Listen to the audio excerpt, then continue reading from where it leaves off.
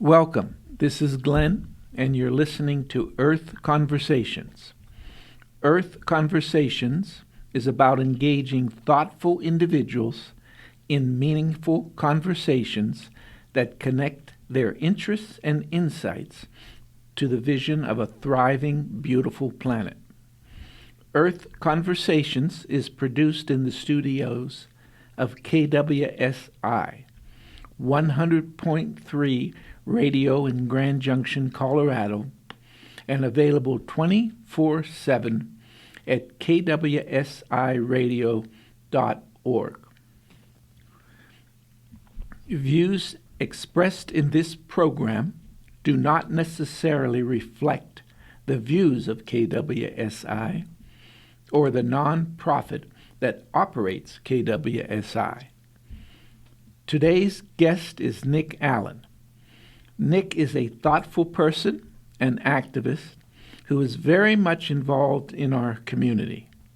He is the founder of Better Together. Nick is here with us today to help connect some of our important local issues to the earth and to tell us more about Better Together. Welcome, Nick. Would you like to introduce yourself and tell us a little bit about your work? Awesome. Thank you so much, Glenn. Really excited to be a part of this interview here at KWSI. So, a little bit about myself. I, grew up mostly on the Front Range, military kid, so moved around a lot, but spent my formative years in Colorado Springs and then graduated from CSU in Fort Collins. And initially, as a educator was my training and taught a year. Came out to Mesa County after that with my wife, who's also a teacher. And initially, I was looking for a teaching job. I was going to sub around the valley a little bit, find a good fit. And between that time, I was going to volunteer for a congressional campaign. And that's really what changed my path a lot. So I volunteered, and the first day I went in there, they're like, "Hey, do you want a job?" And I was like, "Oh, okay." And so then I became what's known as a field organizer, so helping people knock on doors and spread the message about the candidate. Really enjoyed it. It's, I think, one of the fastest ways you can meet your community. Knocked on thousands of doors and just got to meet some really exciting people. And, eventually jumped from different job to different job, and I'm currently really proud to be working for our school district. But I think the one thing that, for today's show I want to talk about is this project I'm working on called Better Together. Mm-hmm. And that is really taking a lot of the seeds of what I've learned from the political world and trying to spread them out in our community as much as possible. I ran for office myself close to 4 years ago. And partly why I wanted to run for office, besides just, bringing some changes to the school district that I thought would be beneficial, was whenever I asked somebody, "Hey, I think you would be a great candidate," their reverse to that question is, "Well, then why don't you do it?" And that's a very fair argument. And so I thought, you know what, I should. And part of the reason why I want to is I want to help other people run. And I want to see what it's like and see what it's like from the inside. So, I threw my hat in the ring. Sometimes I think back on, that 28-year-old kid that ran for school board is, it would be funny to have a conversation with him today, but I'm glad he did it. And I'm glad that I can use this apparatus called Better Together to, educate the community, interview some people I think are really interesting and have connections to the political realm. And really, politics is everything, right? And that always makes me laugh when people say, "I don't want to be political." And it's like, well, you literally can't not be political. And so, it's set up as an interview show. We like to talk to candidates. We like to talk to current elected leaders. And additionally, we're also working on trying to support those that want to run for office. And I think that dynamic is just so important. I think if you've ever thought about running for office, you should do it. 100%. 100%. It's an amazing way to learn about you. It's an amazing way to learn about your community. And it's an awesome way that you can really impact the world around you. So that's really at the base of Better Together, is really to try and empower people in a world that seems kind of scary, that, again, they're afraid of, from, oh, I don't want to be political, and really breaking that down to what does that mean and what life do you want to see for yourself and the people around you. Okay, well, thank you. Of course. So I have some questions here. Please. And some of these you probably already answered, but I don't think it will hurt to go over them again. Of course. Okay. I understand that the general mission of your organization, Better Together, is to work with people on a diversity of issues towards a better world. Mm-hmm. The mission of this radio show is to dialogue with people about their strategies and goals and how they relate to the dire situation of the earth with its biodiversity crisis and global ecosystem failures. So my first question is, does Better Together consider protecting and restoring the wild lands and wildlife around Grand Junction to be just as important as addressing homelessness, resisting the privatization of public schools, and tackling the many social justice issues we face today? Mm-hmm. Yeah, I'm probably going to say this a lot. Great question. So I think it's hard. I worked a lot. First off, yes, I'll just say yes. It's as much of an issue as any other. It's the existential crisis of our valley, of our planet. If you can't live here, if you can't survive, then there's really nothing else to it. Mm-hmm. And it's hard. The difficulty is with the populations that Better Together is trying to work with and empower. If you can't feed your kids, you're not going to care about what's going on outside, and so that standard of living being so low in our valley really harms the ability to start to bring out, hey, yeah, like, okay, we got you fed, we got you the medical care you need. Now, are you noticing that every single summer is hotter than the last one? And then we can have that conversation on why. Have you noticed that, desertification is increasing across our valley? Mm-hmm. Have you ever thought about the impacts that, overdevelopment is having? Mm-hmm. And the strain, did you know that we're pulling directly out of the river? And all these conversations that sadly are so dire and so important to have and to work on fixing, not just talk about, but fix. But people are so beat up and downtrodden that they can't have those conversations. And they can't put in those efforts. So I think the goal around Better Together is, it's always in our mind. And it's a project that we've been talking about too, of Grand Junction 2100. What is it going to look like in 75 years? And water is a big one for me in my mind, mm-hmm. of like, this valley could run dry. Mm-hmm. And what are we doing right now to face that reality? What is it going to be like when Grand Junction is 115 degrees? Can we survive that? What are we doing now to combat that? And it's the difficulty too between mitigation and adaptation. Like, how much can we still mitigate as a small town? Can we do some more things to cut down on our greenhouse gas emissions? Of course, but there's a lot of funds that we're going to have to pay one way or another for the adaptation that we're going to have to do. And that's a difficulty, but definitely top of our mind. Good. Question number 2. Mm-hmm.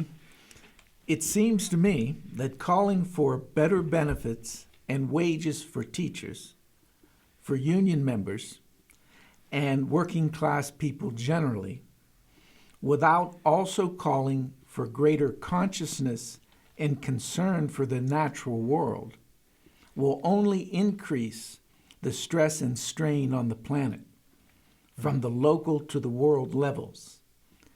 Can Better Together assist us in making connections between the needs of human beings and the needs of the natural world? I think when it comes for, calling for better wages and workers' rights and just general respect for the working class, I think where that can come into play is right now who holds all the power.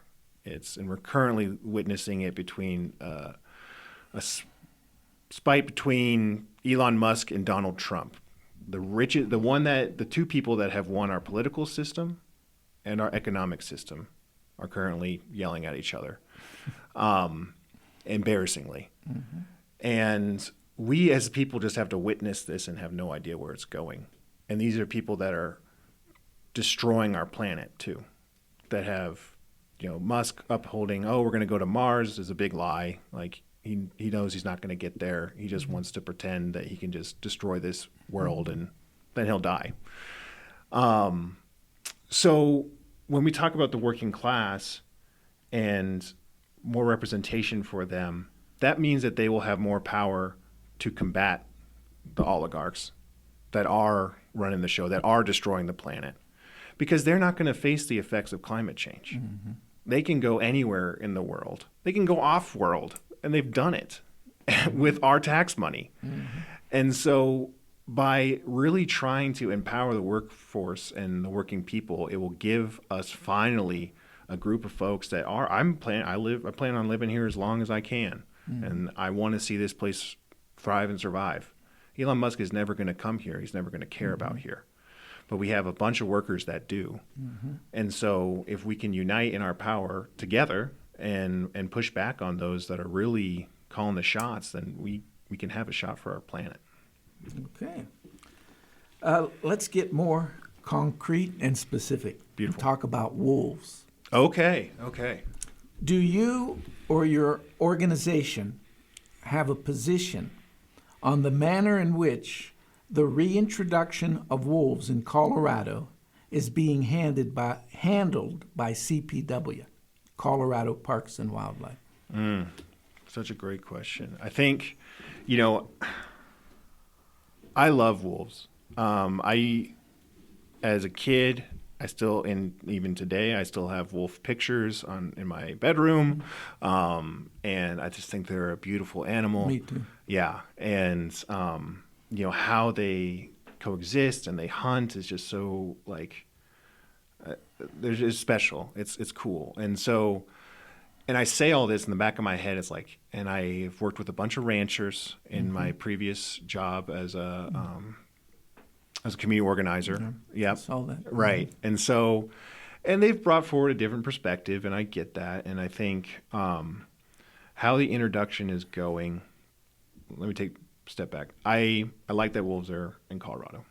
Mm-hmm. I think that will upset a lot of my friends, and I'm sorry for them, and I understand where they're coming from because, there's thin margins when it comes to, for a lot of these ranchers. The mega ones, no, but some of the ranchers that I worked with, yes, there's very thin margins. And I think in regards to how CPW is handling the introduction, I'm not a biologist. I don't know much about. It seems like taking particular wolves, there's been issues with not taking a full group of wolves, a full pack, and it's I'm not sure on that portion, but I know in growing up, I spent a lot of time at the wolf sanctuary down near Woodland Park, and toured that a ton as a kid. And the thing that they really always advocated for and pushed for was just more of those non-lethal. Yeah. And so I think the state probably should have looked harder and still can in supplying our ranchers some more non-lethal ways of these wolves, staying away from herds, and then really trying to focus on them sticking with the elk herds, because that's a major thing for biodiversity is elk get sick, and the sick ones need to get taken off by the wolves, and it empowers the ecosystem even more and helps our water system too.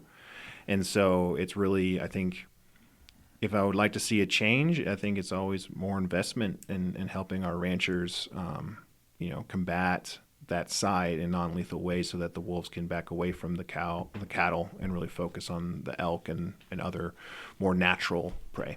Okay. I did an interview with Jenny Reckel last week. She's a wildlife biologist. Beautiful. And she made 2 bold recommendations. I'm going to ask you what you think about them. All right. One, she called for an end to all grazing on public lands for the sake of stemming the biodiversity crisis. Man, that's bold. I would start off with letting the lands, I think what's the term, furrow? Just leave it for a while, maybe have a little bit, longer pauses between the public grazing. And I also believe that we need to give there's a lot of grazing rights that are generational. I think that really cuts out new ranchers to run their cattle. So I would also work on trying to allow for more rotational grazing of different, different producers too. I think that can help, but I definitely understand where she's coming from. I think there is a lot of overgrazing, and so I would like to at least see that more controlled and more management, so we can allow for some more of the natural to grow back. I mean, you drive between Delta and Grand Junction, and you can just watch the water bouncing off the clay, and so there's no saturation. And so, yeah, maybe some more pauses at least. I don't think I would call for a ban, though. Okay, the second thing she said is that ranchers who lose cattle and sheep to wolf depredations should not be financially compensated at all, because this is the risk they take when grazing on public lands. Just wondering how you feel about that. Right now, they're being paid up to $15,000 per cow. Livestock. I think for the time being, until ranchers can really be supplied with, and both on a knowledge standpoint and on a capital standpoint of the non-lethal ways to avoid wolf predation, then I think for the time being, I think we should be able to compensate them. Sure. Let's talk about mountain lions and apex predators.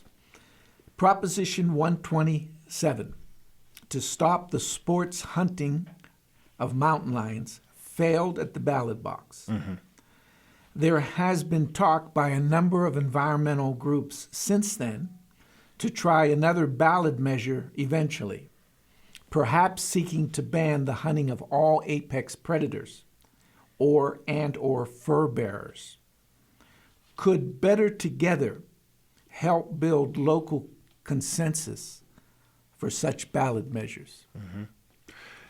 Yeah, I think that is where Better Together is set up for. I think, for me, right now as like the co-founder of Better Together, and the other section being just like a large group of folks that have supported Better Together in its current form, such as like the Orchard Mesa Pool. And one of the big things that Better Together is standing for is, we're supporting community organizations. So if people want to focus on that, come to Better Together with a group of people that care about this issue, that are willing to, coordinate with people that are already in our organization. And we believe in democracy, so majority rule. So if this group, let's say, wants to push for a hunting ban, and come to Better Together with mobilized and a plan, or not even a plan, but just, an interest and enough folks, and they can, persuade the members to support, then 100%. Are you in favor of banning the hunting of all apex predators?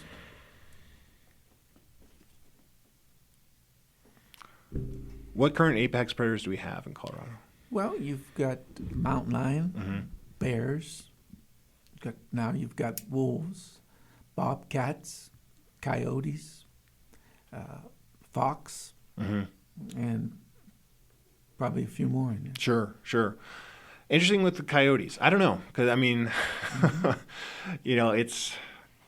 I 100% believe that we have to coexist among species. I think that there's going to be some times where coyotes, I know, can cause a lot of. I work a lot with chicken ranchers too, and so I don't know. I can't give you. Okay. I'm definitely open to the conversation. Okay, Yeah. Good enough, fair enough. Question 7. Sometimes I wonder about the value of building coalitions of diverse perspectives and goals. For example, some environmentalists, myself including, think that the restoration and preservation of wilderness around Grand Junction and elsewhere is essential. And in a community such as Grand Junction, where there doesn't appear to be much focus on wilderness, I wonder how coalition building can be very helpful in this regard. My question is, would you agree that the tension and compromise between consensus on the one hand and an adherence to core principles on the other hand is problematic, to say the least? What has been your experience on this matter? And do you have any remedies for it? So could you gave me the scenario of someone whose core principle would be the preservation and protection of wilderness. And they're not willing to give that up as an absolute essential component of any really valuable goal. And so that's true for when you start to bring a diversity of groups together. So you get a tension between core principles and larger coalition building. Right. I'm just wondering, have you found that to be a problem, and how do you deal with it? Yeah, it's real. It's definitely people will come in with their hills to die on, so to speak. And I think as an organizer, the interesting thing, I read this great book about it's called Emergent Strategies, and I can't remember the author off the top of my head right now, but she talks about how it's okay to have, it's actually really good and important for coalitions to have disagreements. And avoiding them just lets the wound fester and will eventually, cause disease in your group. And so I've really embraced that model of, being just, first off, you just got to be honest with the group you're working for and tell them, this is a line I'm not crossing. And that's where, and if you can find out, okay, here's the playing field we have. We're boxed off with, let's take, I did a little bit of work up in Craig for some economic development work around just transition, so transitioning away from fossil fuels. And so we were working, the state of Colorado was committing, $50 million to towns that were transitioning from the coal community. And I went up there and started meeting some folks and brought some folks together from the power plant, from the recreational outdoor rec industry, a couple other local electeds. And it imploded because we had somebody from the outdoor rec side say, gentrification is a good thing. We want gentrification. And we had people part of the coalition that had been there for generations and were like, my family got kicked out when gentrification has occurred in the past, and that really upset me, and I'm not going to work with him anymore. So maybe you could explain, for the sake of people listening. Totally. What do you mean for by what? Gentrification. Gentrification, yeah. So typically referred to as new money moving into an area. Okay.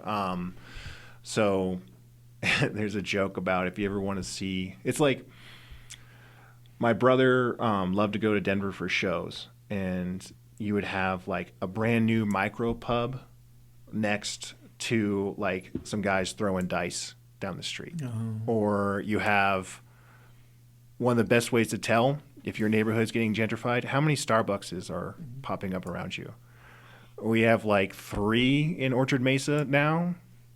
And so I'm like, yeah, okay, gentrification is coming here. And so it's where money will go and purchase up land that is cheap.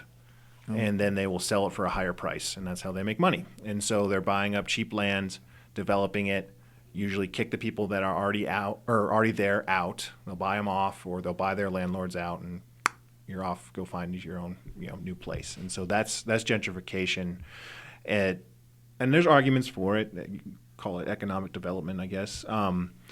But really removing people from the land that they're already on for the sake of profit. So there's obvious some back and forth, and we could have, what I would have suggested to myself now, or a coalition, is be like, look, Max really does believe in bringing in some more higher income folks to buy his nice boats and outdoor rec materials.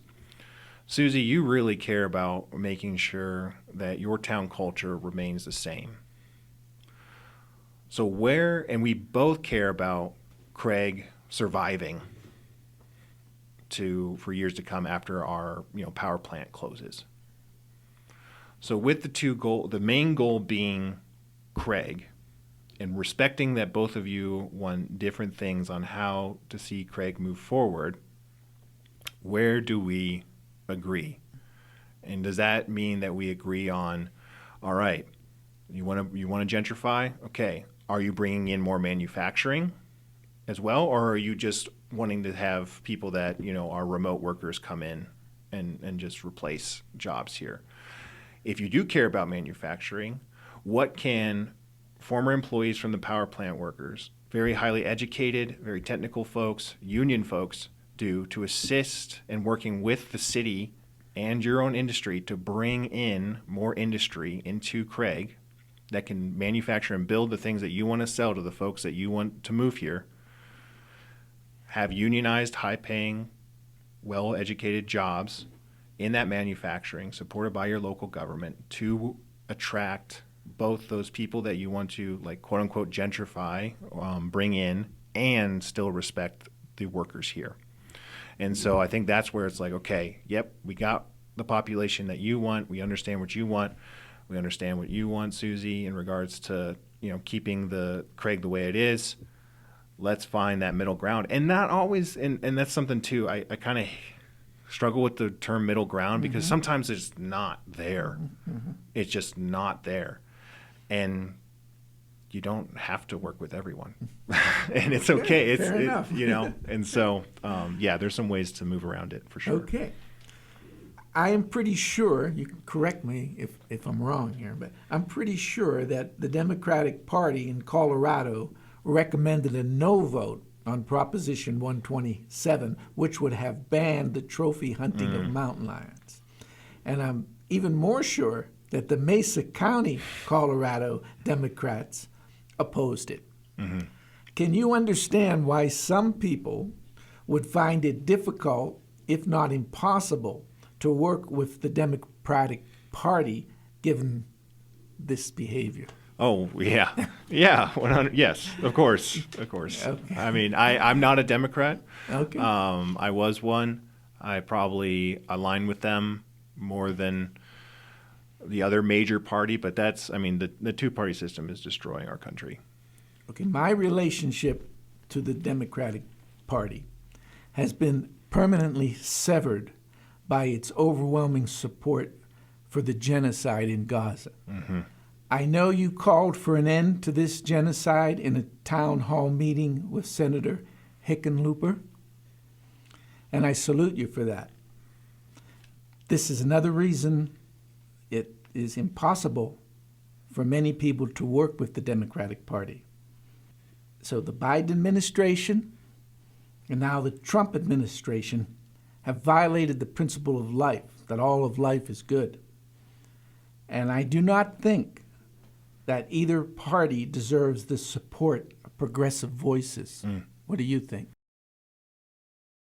Yeah, I mean, yeah, no, I agree. I think it's so hard right now in thinking in regards to like the duopoly.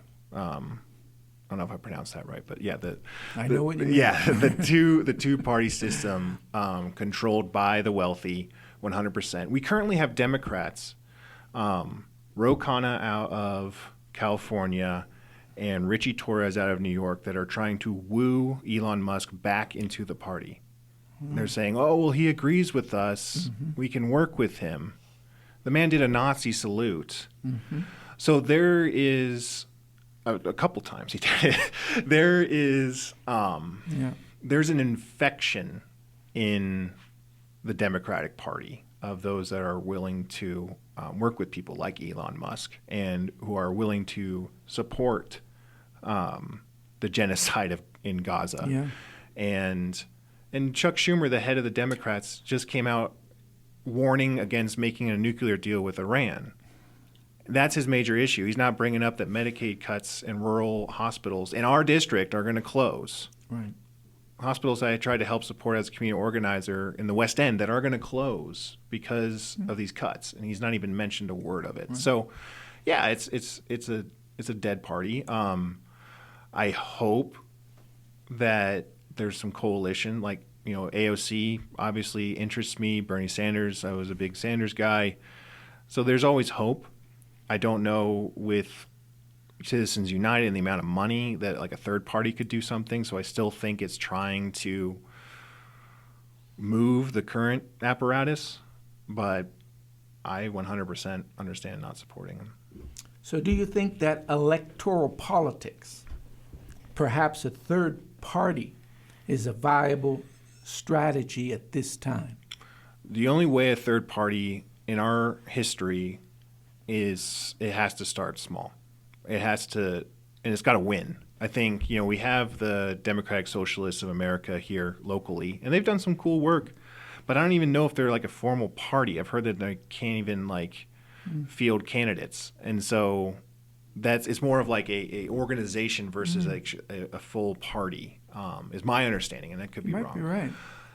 And I know it takes a ton of money to make a party here in Colorado. We had this group called No Labels come in that was just, again, another front for just wealthy people that wanted a new title. And they spent a ton of money of setting up an actual party here. So that apparatus is difficult. I believe with what Sanders talks about is running as independents, I think is really important. I would recommend that to folks that are more aligned with you and I on the progressive side to, run as an independent, especially out here, and win and prove to them what it looks like for a progressive to be in power. That's what upset me the most, not the most, but a good amount, around this most recent city council that had a majority of liberals on it. They were not progressives. They were liberals. And the distinction can be tough, but progressives would not have shut down Whitman Park. Progressives would not have outlawed being unhoused.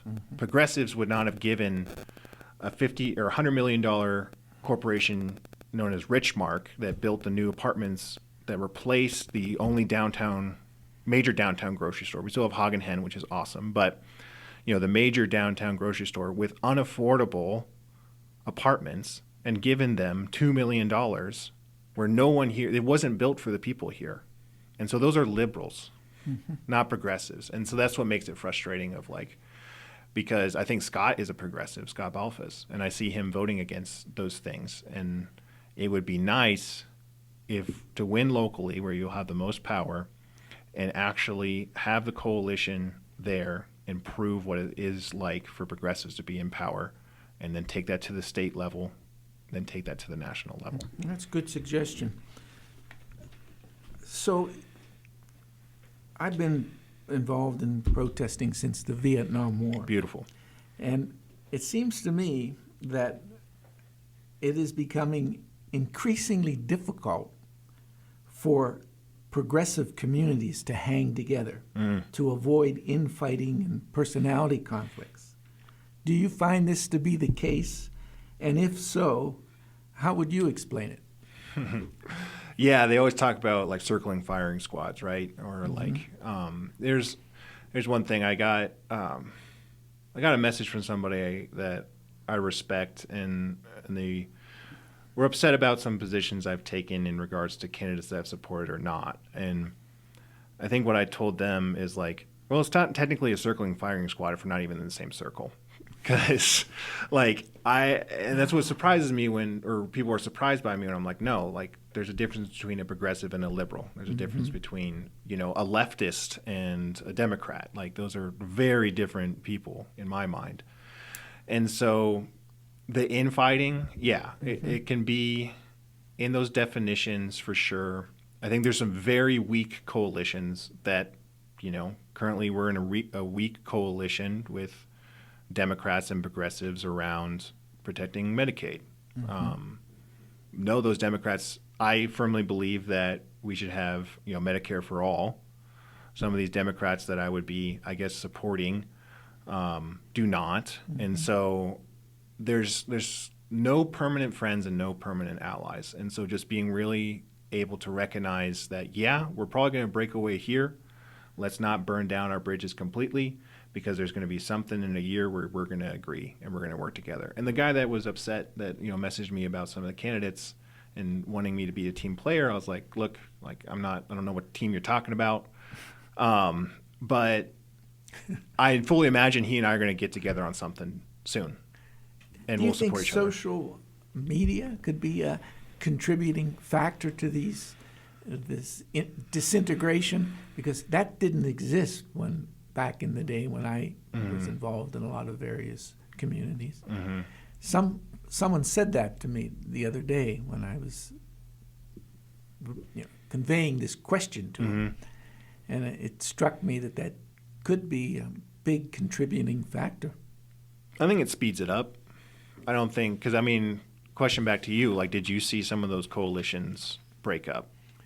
They did, but I think it seems to me that it's getting harder and harder for even good people, well-intentioned people, intelligent people to cooperate and to sustain communities over time. Yeah. No, I think that's real. I think social media does play into it. It's the same thing with bullying, as for kids in school. They can't get away from it. I used to be able, back in my day, high school is when social media really came out for me with Facebook. But you used to be able to leave school and then your bully was at their home and you would have to run into him again next time. But so now it's like, okay, I'll leave the protest, I'll leave the meeting. Oh, now here's somebody posting on the meeting, and now I'm going to have to reply to their post to correct, quote unquote, correct a record, and then they'll reply back, and then other people jump in. And I think that, because time is really important, and like the 24-hour rule, right? If you have you're really angry, you're going to send that email, wait 24 hours and read it again. And we lose that. So I think that's some of it, but I think it's always been there. And I think it really, people surprises me. I think there's a culture thing of people are afraid to apologize when they're wrong. I love apologizing. I think, I really do. I'm going to screw up a lot. And I think it's great when people let me know when I screw up, and I'll apologize. And then we can have a conversation. And, I think I've had back and forths where people, and I've gotten way too personal and tried to cut deep when, I was upset about a decision they made. And I'll call them back the next day or the day after and be like, hey, look, you know what? I probably went way too far. And they're like, you know what? I thank you for saying that. I'm happy that we disagree on this, and it's okay. But yeah, let's learn to disagree better. That's a good way of looking at it. So here's one for you. What do you think of the idea or perspective that it is only by coming together to save the earth and its wild plants and animals that we can save ourselves? because this is what we all have in common. Yeah. Yeah. No, I think that's, yeah, exactly right. Okay, let's shift gears here. How does Better Together deal with or plan to deal with the divide or tension between socialists and liberals?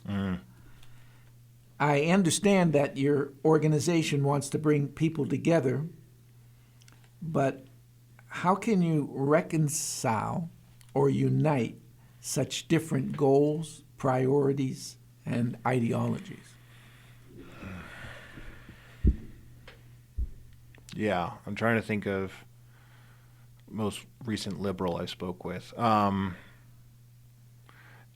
think it's probably around those core principles. I think liberals still believe in they have a very patriarchal view of society in my mind, that they want to take care of people. That they think that, okay, I've done well in my life and it's important for me to give back. And I agree with that too. I think where liberals start to fall is they think that then, okay, me giving back means that I am in charge, versus the people, the more socialistic perspective of empower the people and they will be in charge. So I think where we can agree is, let's give people the tools that they need to have better lives. And, you see more and more folks, I really think that things are shifting when it comes to like universal health care. I think it's just becoming so apparent, and that liberals will eventually get in line too. And it's really just making that argument of this will make people, we both want people to live longer and healthier lives, and socialists more in the empowerment side, liberals more in the supportive side. But if that end goal is the same, and we both believe in, like, we're not, pure individualistic minded folks, that there is a role for the state, then we can work together on empowering it. Okay. So I understand that many members of DSA are socialists. They self-identify for the most part as but probably many members of the Mesa County Teachers Association are not. 100%. Yes. Okay. 100%. So my question then would be along these lines. I understand how socialists can support the teachers' unions, their fight for the dignity of teachers, students, public education.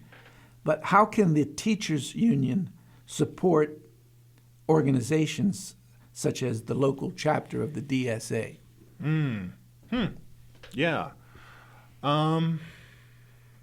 So yeah, DSA definitely can be supportive. I'm hoping they'll get out more for the local unions, and there's some other unions too that are.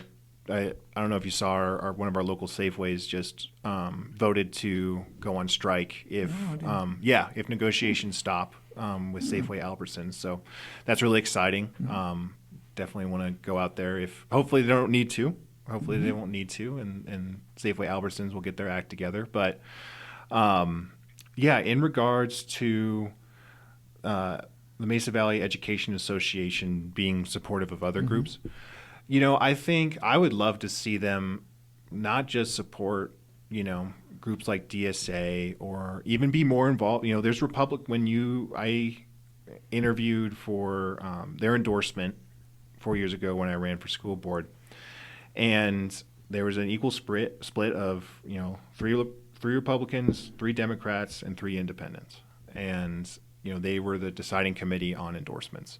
So there's Republicans obviously in the teachers union that believe in just, having protections and rights in their workplace. And I would love for them to take that back more to their organizations and be members and leaders within those parties. Political parties can have some real power. And so I would say less on the full apparatus of the union showing support to any party, but their membership getting more engaged with their respective parties. Okay. What is your political identity? Are you a liberal, libertarian, progressive, socialist, humanitarian, or do you refuse all labels? Man, yeah, I've been thinking about this one a lot. I don't know. I would say I'm on the left. Okay. Yeah. What's left of the left? Yeah. I mean, I definitely believe maybe a leftist populist is probably where Okay. in American political terms I is get where it. I land. Have you thought about the long-term systematic changes your organization is striving to achieve?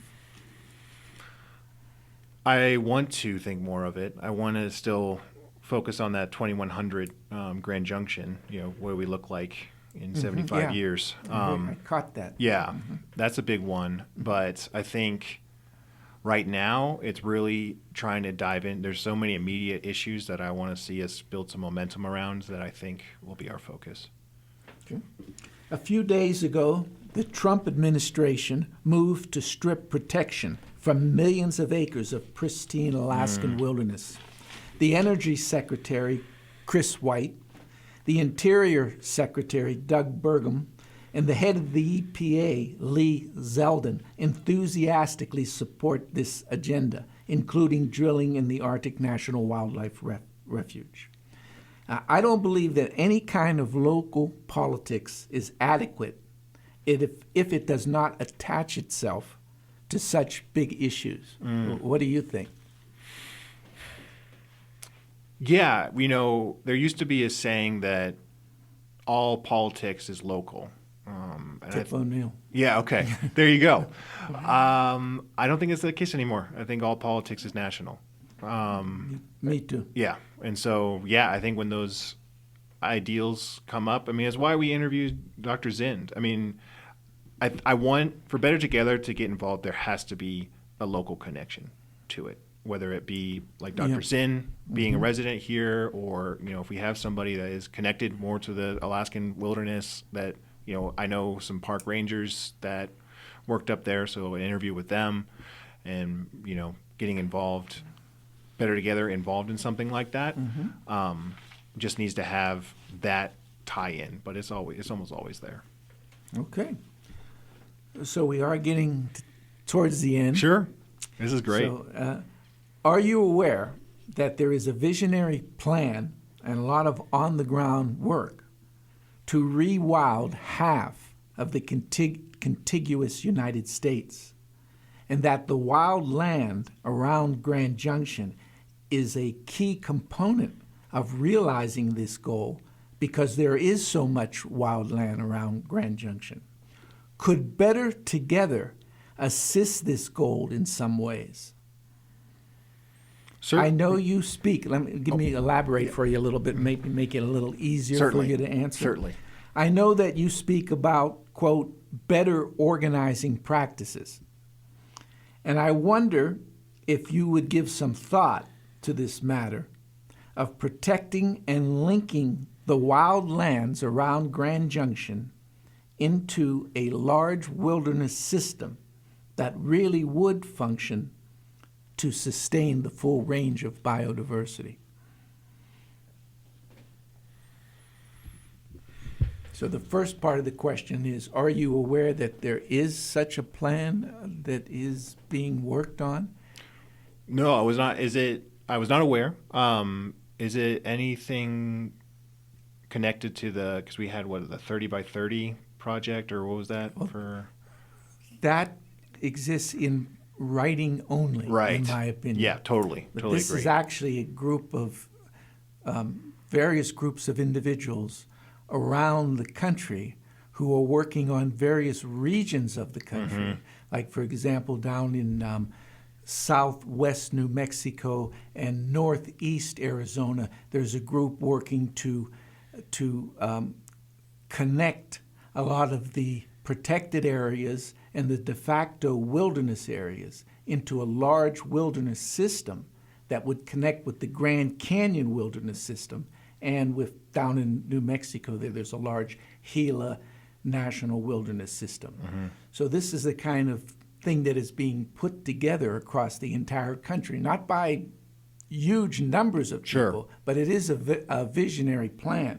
And I'm just wondering, because your group is stationed here in Grand Junction with these marvelous wild lands all around, that if you would give some thought to that plan and maybe help us come up with some best organizing practices for realizing it. Yeah, no, I think that's great. Coalitions are tough, especially big coalitions like that. And I mentioned it with like 30 by 30, which was initial Biden administration designed to protect 30% of the land and water by 2030. I think was and you're right, that fell apart. It still exists on paper. Right. Yeah, and there was a decent plan to it. And there's some great groups that are working on it. I think if I was going to give a suggestion with, that work, Better Together, it's something that we would, support if, again, just following our procedure of, people coming to us and, advocating for it for sure. And I think the thing I would recommend that's really been on my mind lately too is, and to bring in some more players, is climate change and the environment affects the entire world, and state and national borders are silly in the eyes of climate change. And so connecting with Canada, like right now we have the Canadian wildfires, like United States should be sending resources to Canada to support fighting those wildfires, much as they did with the California wildfires, and Mexico sent firefighters. And so I think some protection and realization nationally, even if we just focus on maybe even not nationally, worldwide, but focus on North America, see if there's other partners there too, can increase that power even more. Obviously more cooks in the kitchen, but some more power too. Okay. Do you think that the human species is capable of dealing with this big issue of saving the planet before it's too late? I hope so. I hope so. I have a daughter, and I want her to be able to, live on this planet. And it's going to take a lot, though. I read about a rising movement, including a lot of young people, of doomsters. Oh, sure. You've heard of that? Yeah. And they think that the civilization has to first crash before it can be reborn as a better world. And I was just wondering what your response is to that. I can understand that they have that belief, and I hope they can take into consideration the amount of death and destruction that will cause, and will likely happen to them too. Okay, final question. There are many threats to freedom in America today. Yep. So many that it's hard to keep track of them. But somehow this irrational and corrupt system goes on, and no one can predict where it is going. Do you think that we are already living in a proto-fascist society? Yeah. I say we are ruled by psychopaths. How would you describe them? There was a study a while back that, and I don't know how true it is now, but I remember it. I was listening to NPR, and they talked about it. Like 4% of CEOs are psychopaths or sociopaths. No, the general population. And it's more than double for CEOs. And to make the decisions that we see being made by folks, it makes sense that you're willing to take away someone's livelihood because of the figures don't match up like you want them to, or cut Medicaid because you're still okay with a budget deficit, right? But you want to punish other people, and so we're in a tough spot. Yeah, we're in a tough spot, and our economic system values that. A system based entirely off of competition values the most cutthroat in our society, and which doesn't make any sense. It's like backwards to Homo sapiens only survived because we worked together.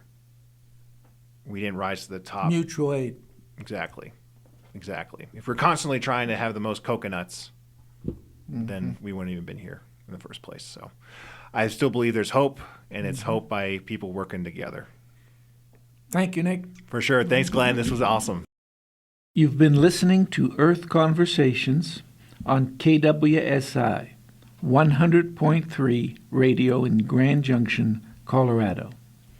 Earth Conversations may be streamed at any time at kwsiradio.org.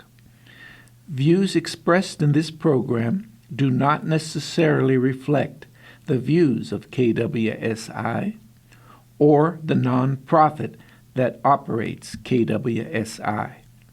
For an opportunity to share your ideas on Earth Conversations, email us at earthconversations@kwsiradio.org. I'm Glenn. Thanks for listening.